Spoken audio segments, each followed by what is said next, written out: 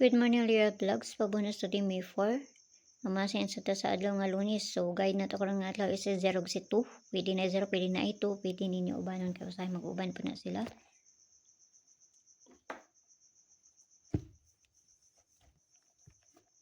So, ang pabunas to gahapon is si 097.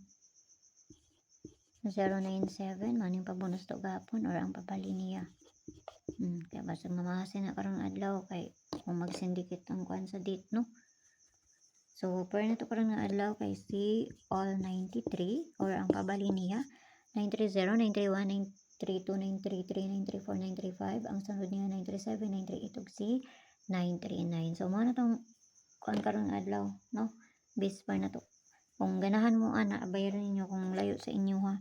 Ayaw nyo abay. So, di na to sa pabonus, katulugon ako eh. So, pabonus ito karon nga adlaw is ibalikon ako si 572. Ang basig mo balik. So, plus minus ra na.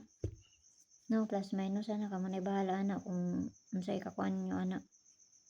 So, kana ra kay mao na address ako ah. Mara may na-address ako. So, mara pa na akong ikahatag sa inyo ha. Kana ra oy. Magyapon ta kabulon sa ilang kuanon. Kung musubay mas maayo, di musubay wala jud tay mahimo ana. Okay? So, akong mga kuan nilabhan. Akong mga pinilo. Wapa na ko na kuan dito. Okay? So, kana ra. Kay mao ra na-address ako ah. Tulog na kaayo ko. Okay, tarong tulog kay sige naman mata-mata niya ako ang kuan. Wala nga alas 5 na may makatulog. Alas 5 nung po siya matulog. Okay, so kana lang. Bye-bye.